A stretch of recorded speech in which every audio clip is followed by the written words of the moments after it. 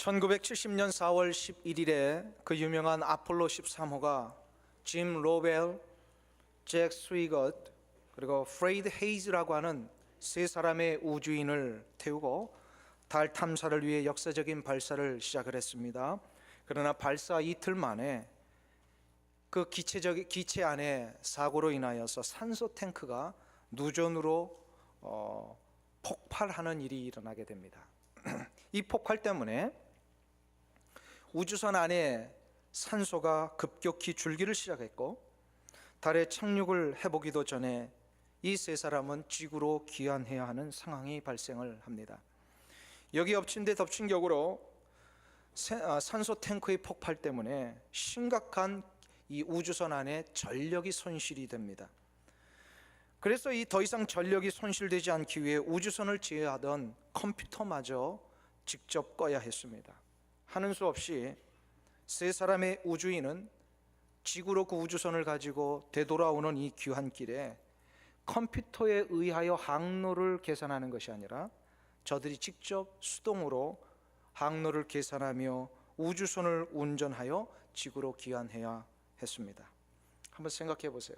텅 빈 우주 공간에서 우주선을 수동으로 운전해 가며 항로를 이탈하지 않고 귀환한다라고 하는 것은 그 성공 여부를 누구도 알 수 없는 참으로 위험한 일이었습니다.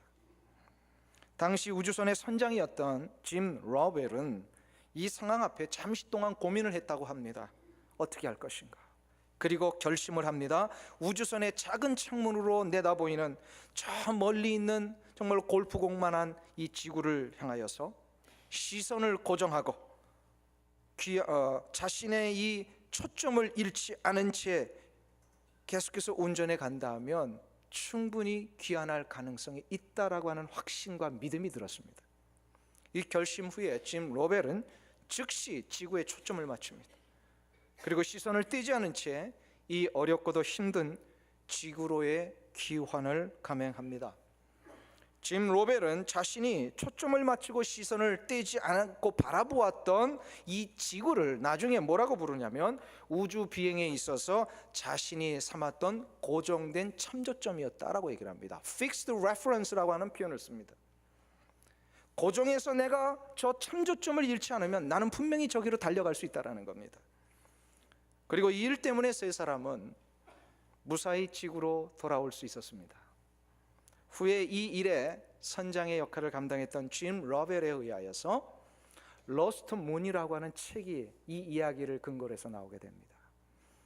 그리고 이 책뿐만 아니라 나중에는 이 할리우드에서 아폴로 13호라고 하는 유명한 영화로 제작까지 됩니다. 아폴로 13호가 지구로 무사히 귀환할 수 있었던 아주 중요한 이유가 무엇입니까? 그 안에 타고 있던 선장과 승무원들이 그 위기의 상황에서 지구에다 자기의 시선의 초점을 맞추고 떼지 않았기 때문입니다. 우리 인생도 마찬가지입니다. 인생이란 그 끝을 알 수 없는, 궤도를 측정할 수 없는 그 어렵고도 힘든 여행을 우리가 시작을 할 때에 우리에게 진정으로 필요한 것은 시선을 빼앗기지 않은 채 우리의 눈을 고정할 수 있는 인생의 고정된 참조점, Fixed Reference를 찾는 길입니다. 이것만 찾으면 우리는 인생의 여행을 실패하지 않습니다. 그런데 중요한 것은 이 고정된 참조점은 반드시 나를 살릴 수 있어야만 됩니다. 이것을 바라보며 나갔는데 나중에 이것이 나를 살릴 수 있어야만 그게 진정한 Fixed Reference, 나를 살릴 수 있는 생명의 고정점이 될 수 있습니다. 이것을 우리는 진리라고 부릅니다. 예수님께서 오늘 본문에서 우리 모든 인생이 바라보고 시선을 고정해야 할 참된 인생의 진리를 가르쳐주고 계십니다. 그게 오늘 본문 24절입니다. 오늘 본문 24절을 같이 우리 한 목소리로 합독하도록 하겠습니다. 한 사람이 두 주인을 섬기지 못할 것이니 혹 이를 미워하며 저를 사랑하거나 혹 이를 중히 여기며 저를 경히 여김이라. 너희가 하나님과 재물을 겸하여 섬기지 못하느니라. 아멘. 여기서 재물은 돈을 말합니다. 모든 사람은 결국 재물을 섬기든지 하나님을 섬기든지 둘 중에 하나만 하게 된다라는 겁니다. 주님은 인간의 상태를 아주 정확하게 지금 꿰뚫어 보고 계시는 거예요. 모든 인간은 딱 둘 중에 하나입니다. 돈을 섬기고 있든지 아니면 하나님을 섬기고 있든지, 여기에 예외는 없습니다.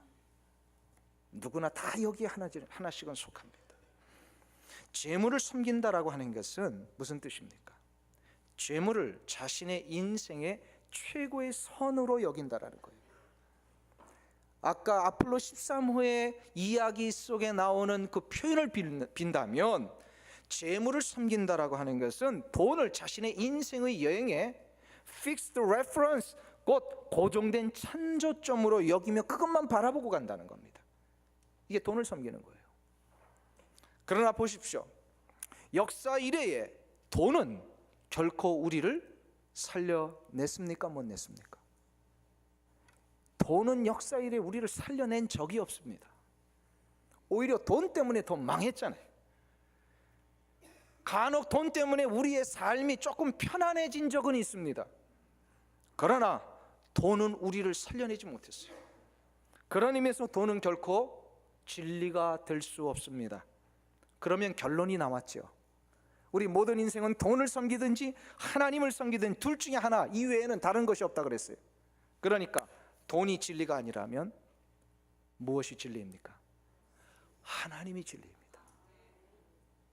돈이 아니라면 하나님만이 우리가 시선을 고정하여 바라보아야 할 유일한 분이십니다. 하나님은 우리에게 생명을 주시고 그 생명의 영원성을 보장하신 창조주, 곧 나를 만드신 분이시며 나의 인생을 끝까지 책임지시는 통치자이십니다.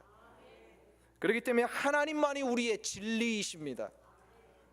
그래서 우리는 우리의 인생의 영원한 진리, 곧 이 고정된 참접점, fixed reference 이신 하나님에게 초점을 맞추고 그 하나님에게 우리의 시선을 고정하여 살아야만 됩니다. 이것이 진짜 승리하는 비결이에요. 이를 위해서 해야 할 우리 세 가지 결단이 오늘 본문에 나옵니다. 하나님에게 집중하고 하나님만을 내 인생의 진정한 reference, 곧 fixed reference로 삼기 위하여서는 어떻게 되는가? 첫 번째로 하나님을 바라보기 위해서는 하나님을 바라볼 수 있는 눈이 열려야 합니다. 이거를 우리는 뭐라고 얘기하냐면, 첫 번째로 우리의 마음의 눈이 밝아져야 된다라고 얘기를 하는 겁니다. 한번 따라하겠습니다. 마음의 눈이 밝아져야 한다. 그것을 오늘 본문 22절과 23절에서 주님이 이렇게 말씀하십니다. 우리 같이 한 목소리로 읽습니다. 눈은 몸의 등불이니 그러므로 내 눈이 성하면 온몸이 밝을 것이요 눈이 나쁘면 온몸이 어두울 것이니 그러므로 내게 있는 빛이 어두우면 그 어둠이 얼마나 하겠느냐. 자, 보세요. 하나님은 영이십니다. 이 세상에 그 어느 누구도 영이신 하나님을 육신의 눈으로 볼 수 있는 자는 없습니다. 그러나 하나님께서 우리 인간에게 은혜를 베풀어 주셔서 하나님을 볼 수 있는 길을 허락해 주셨어요. 그게 바로 뭐냐면 우리가 우리의 영의 눈으로 바라보는 겁니다. 우리가 하나님의 자녀가 되기 전에는 우리 모두는 영적으로 다 죽은 자였습니다. 어두워져 있습니다. 영적으로 어떤 것도 볼 수 없는, 분별력이 없는 자였습니다. 그런데 하나님이 은혜를 베풀어 주셔서 우리를 구원해 주시는 그 순간부터 우리의 영이 죽음에서 생명으로 옮겨집니다. 우리가 아까 찬송했죠. 우리를 죽음에서 생명으로 옮겨주신 하나님 찬양합니다. 우리 임예 찬송 그거 불렀잖아요. 구원받은 자들은요, 바로 구원받는 순간에 우리의 영이 살아납니다. 그래서 영이 살아나는 자는 그 영의 눈을 가지게 되는데 이 눈으로 영이신 하나님을 볼 수 있게 됩니다. 주님이 지금 22절과 23절에서 그것을 말씀하고 계시는 거예요. 눈은 몸의 등불이니 내 눈이 성하면 온몸이 밝을 것이다 라는 이 말씀은 바로 우리의 영혼의 상태를 말씀하는 겁니다. 아무리 그 영혼이 어두운 가운데 있을지라도 참빛 대신 예수 그리스도를 만나기만 하면 그 영혼에 빛 대신 예수 그리스도의 빛이 비춰지니까 눈을 뜨게 된다는 거예요. 전에는 가리워져 있었고 혼탁해져 있었고 분별력이 없었고 그래서 아무리 보고 싶어도 제대로 참된 것을 보지 못했던 나의 삶인데 빛 대신 예수 그리스도께서 나에게 빛을 비춰주시는 그 순간부터 내가 진짜 참된 것이 무엇인지를 보게 되더라는 거예요. 그러니까 눈이 열려야 돼요. 눈이 열려요. 우리가 무엇을 본다고 할 때는요, 그래서 눈으로 보는 것보다 더 중요한 게요, 마음으로 보는 겁니다. 마음에 있는 것대로 세상을 보게 돼 있어요. 그거 아세요? 마음에 있는 것대로. 여러분들 예수 믿기 전에 달만 보면 무슨 생각이 들었습니까? 달을 쳐다보면 무엇이 보입니까? 2부 때는 토끼라고 그러시네요. 1부 때는 개수나무가 보인다고 그랬어요. 개수나무. 왜 그렇습니까? 달 착륙하기 전에는요, 달 탐사가 성공하기 전에는요, 다 달에 토끼가 있는 줄 알아서 방아를 찢고 있는 줄 알았다고. 왜요? 그 마음에 토끼가 있는 거예요. 지금 그대로 이렇게 보는 거예요. 네. 한산섬 달 밝은 밤에 수루에 홀로 앉아 큰 칼 옆에 차고 깊은 시름하는 차에 어디서 일성호 가는 남의 애를 끝나니. 누구 얘기입니까 이거? 네.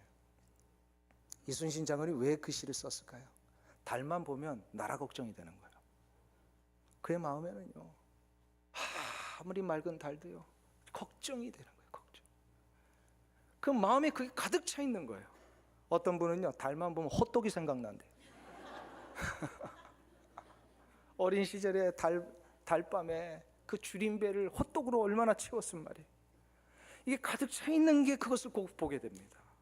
그러니까 내 마음을 무엇으로 채우느냐가 중요한데, 제대로 채워야만 우리가 이 세상을 바르게 볼 수가 있습니다.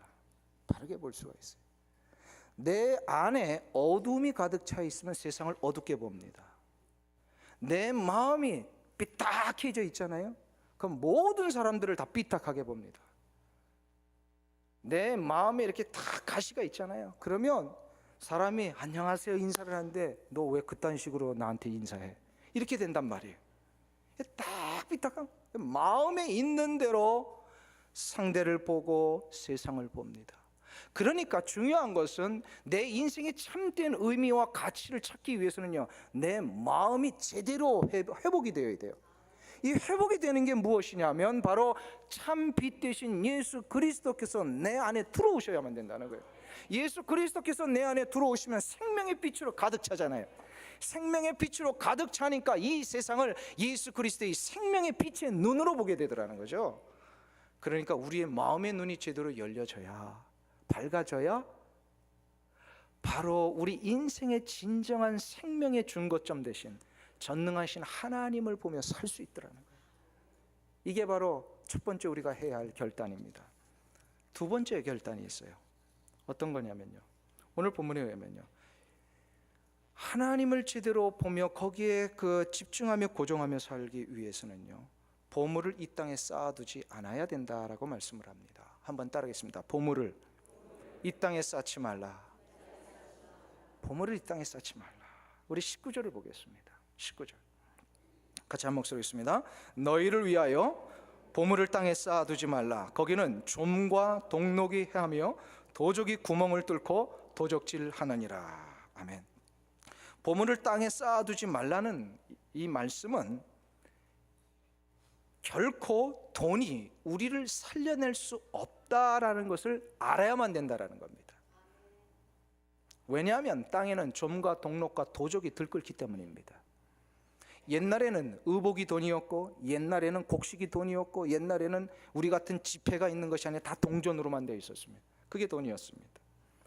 그러니까 옷에 좀이 쓸면 구멍이 뚫립니다.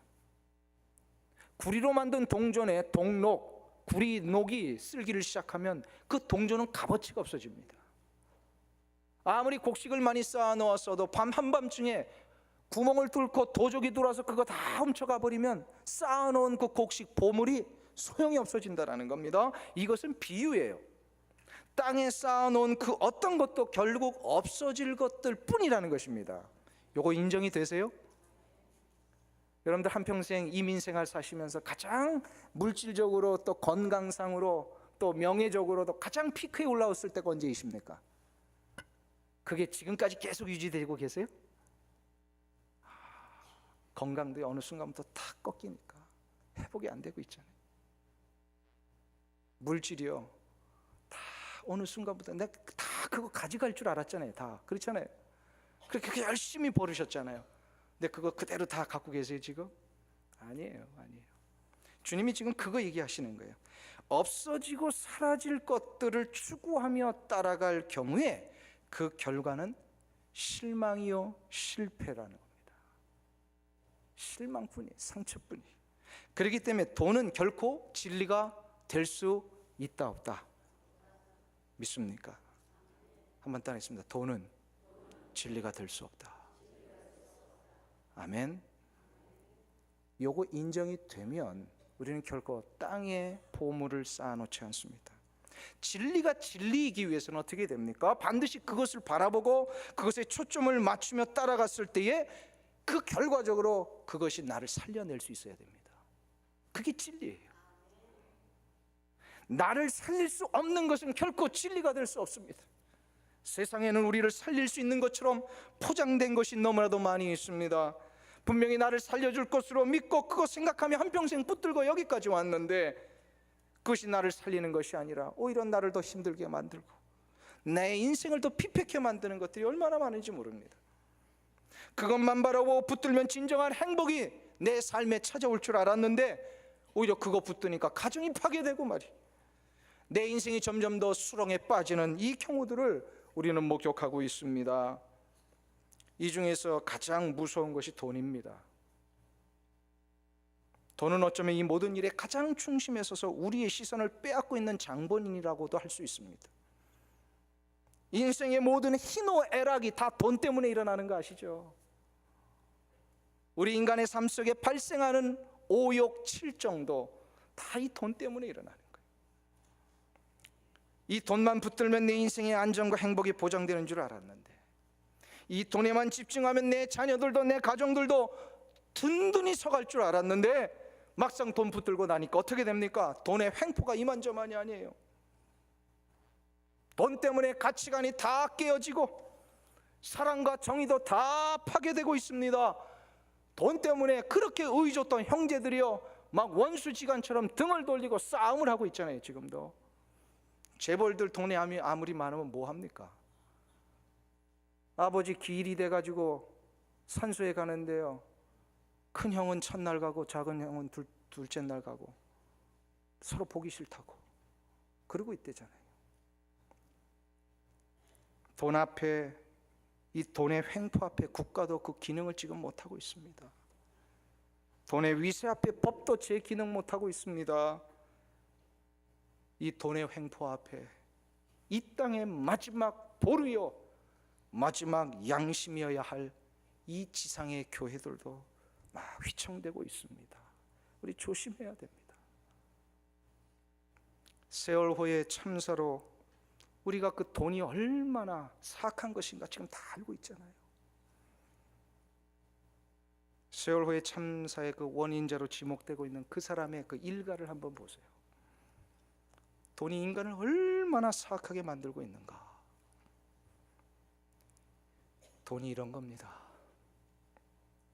돈의 본질을 향하여 가장 정확한 통찰력을 가졌던 철학자가 칼 마르크스입니다. 칼 마르크스가 돈의 본질과 인간의 이 돈에 대한 탐욕을 알고 나서 이런 얘기를 했습니다. 흐르는 돈은 인간 내면의 저수지에서 결코 흘러넘치는 법이 없다. 무슨 얘기가 되세요?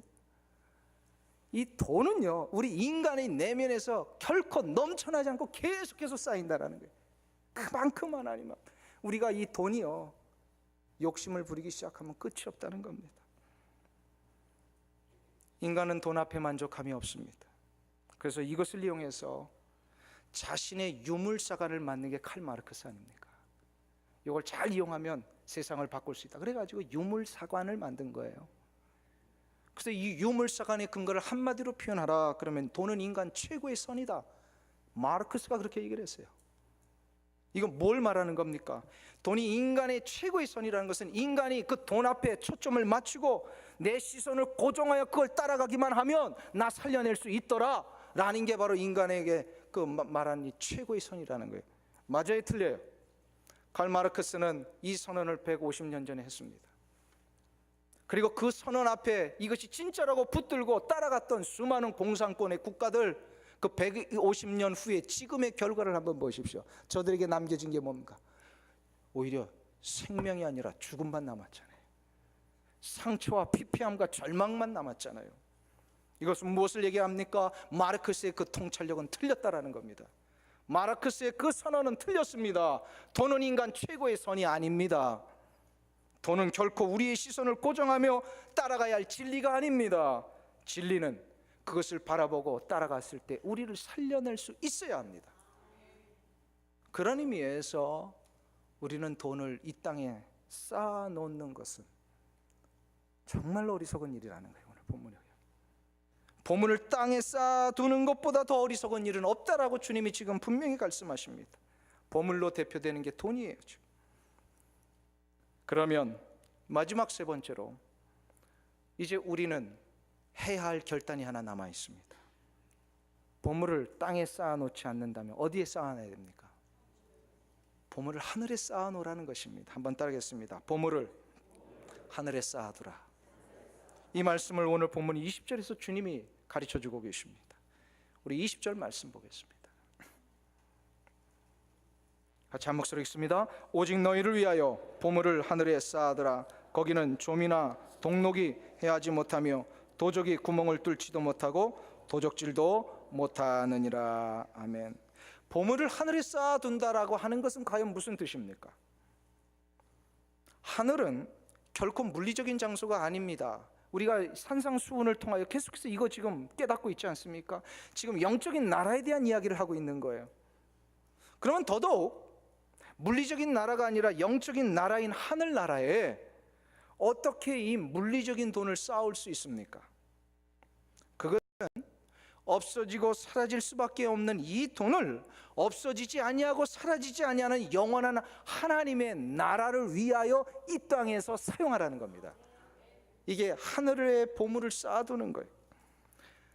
하나님의 나라 안에는 놀라운 능력이 하나 있습니다. 그것은 뭐냐면 아무리 가치 없고 아무리 연약하고 보잘것도 없는 것일지라도 하나님의 나라 안에 그것이 들어오기만 하면 그것은 놀라운 능력 있는 존재로 바뀐다는 거예요. 이게 하나님의 나라의 능력이에요. 아무리 가치가 없고 의미가 없을지라도 그게 하나님의 나라의 통치 안에 들어오기만 하면 그게 의미가 있고 가치가 있어진다는 거예요. 우리의 눈을 흐리게 만들고 우리를 넘어뜨리며 우리의 삶 속에 그것을 아무리 쫓아가도 결국 실패와 좌절밖에 없는 그 돈.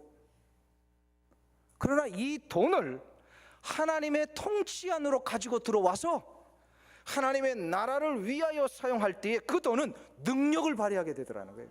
그 돈은 생명을 살린답니다. 그 돈은 바로 내 인생을 바르게 인도해 준다는 거예요. 이것이 바로 하늘의 보물을 쌓아놓는 거예요. 아멘. 사랑하는 성도님 여러분, 저는 여러분에게 묻고 싶습니다. 여러분의 그 보물을 여러분 지금 어디에 쌓고 계십니까? 아주 오래전에 우리 교회 성도님 한 분이 GP 선교회 미주 본부가 선교센터 건물을 구입하는 일에 적지 않은 액수의 헌금을 하신 분이 계십니다. 우리 이민자들이 다 그렇듯이 큰 재벌이 아닌 이상 어찌 현찰로 많은 돈을 한꺼번에 마련할 수 있겠습니까? 그 성도님도 예외는 아니셨습니다. 그럼에도 불구하고 어떻게 헌금에 동참할까 고민 끝에 한 가지 생각이 떠올라셨습니다. 본인이 오래전부터 가지고 있던 이 주식을 팔면 좀 돈을 마련할 수 있겠구나 생각을 하시고 이것이 헌금이 되면 좋겠다라는 마음으로 기쁨 가운데 그 주식에 일부를 팔아서 GP 선교 본부 이 건물을 구입하는 일에 액수를 헌금을 하셨습니다. 그렇게 해서 마련된 것이 바로 지금 애너하임에 있는 GP 글로벌 파트너스 선교의 그 본부 건물입니다.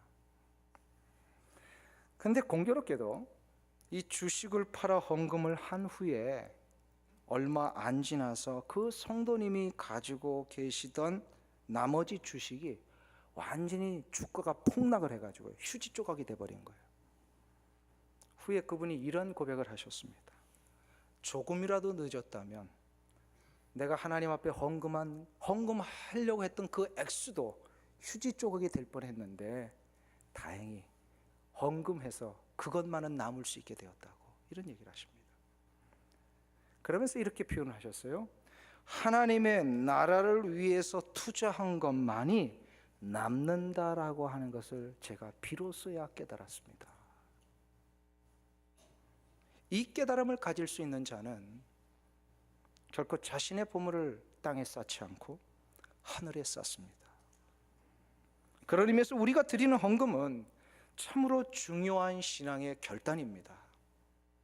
우리 교회는 이런 깨달음 때문에 이름도 없이 빛도 없이 조용하게 보물을 하늘에 쌓는 많은 분들이 계십니다.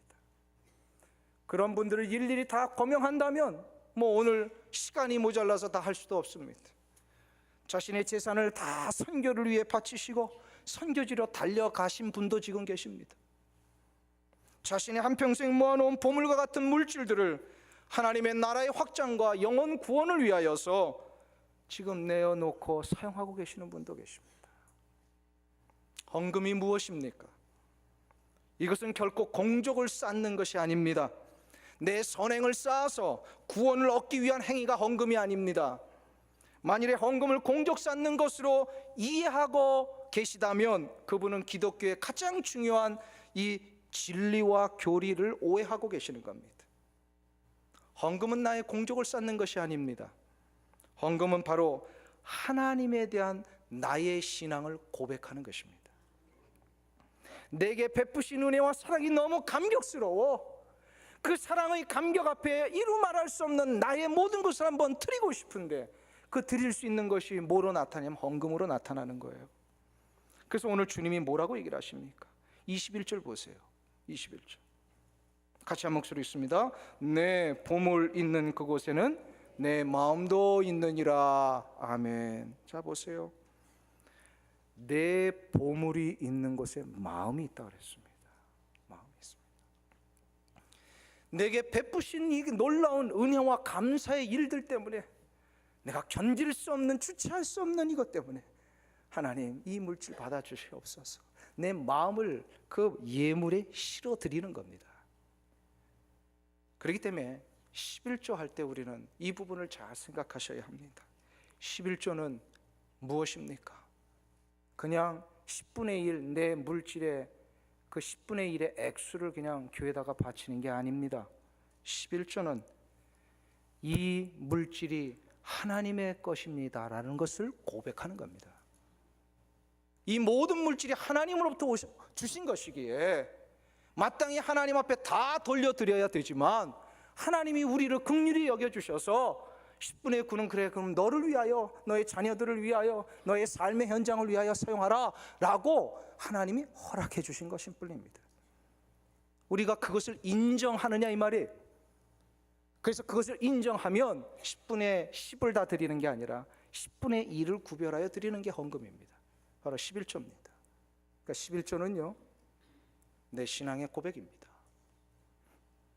내 마음의 자세가 무엇인지를 표현하는 길이 11조에 있습니다. 내 보물이 있는 곳에 내 마음도 있느니라. 헌금 생활하는 것을 보면 그래서 그분의 신앙 생활을 가늠해 볼 수 있습니다. 아무리 겉으로 신앙이 좋은 척 이야기해도 진짜 점검은 물질로 나타납니다. 물질로 나타나요. 참된 신앙은 물질을 어디에 쌓아두느냐에 있습니다. 그런 의미에서 11조는 매우 중요한 신앙의 고백입니다. 낙하산을 타고 적군을 뛰어드는 이 특전대원들이 평소에 훈련하는 것이 10m 높이 있는 탑이랍니다. 이 10m 점프대 위에서 뛰어내리는 훈련을 매일 반복하는데 왜 10m냐면 인간이 심리학적으로 공포를 가장 많이 느낄 수 있는 지점이 11m랍니다. 그러니까 이 점프를 하기 위하여서 특전대원들이 그 10m 탑 위에 섰을 때 자기의 눈높이가 11m가 되는 거예요. 이 11m 높이 공포를 느끼는 가장 최고의 지점입니다. 그 더 이상 올라가도 똑같답니다. 그러니까 11m에서 계속해서 점프 연습을 합니다. 계속해서 반복을 해서 거기서 뛰어내려도 이제 겁이 나지 않을 때 비로소 비행기를 타고 낙하산을 타는 겁니다.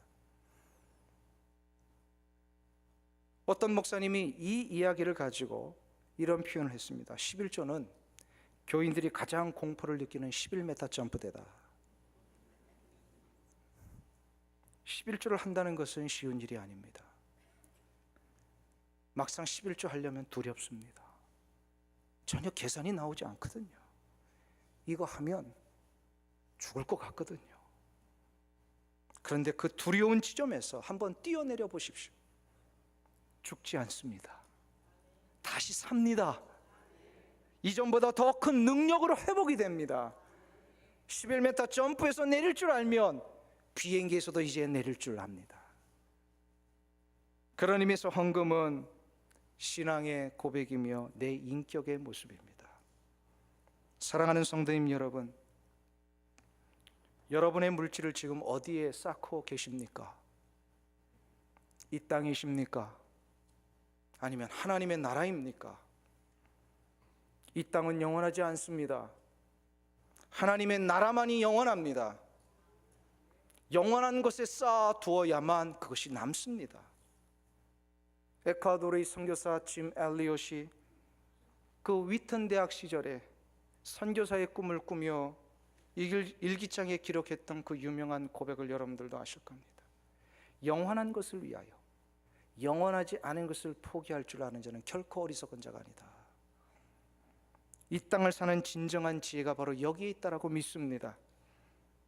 진짜 영원한 것을 위하여 영원하지 않은 것을 포기할 수만 있다면 여러분이 이 세상을 가장 지혜롭게 사는 자일 뿐만 아니라 이 세상을 진정으로 승리할 수 있는 자입니다. 오늘 이 아침에 저는 여러분에게 도전하고 싶습니다. 보물을 하늘에 쌓으십시오. 분명히 하나님께서 살려주십니다.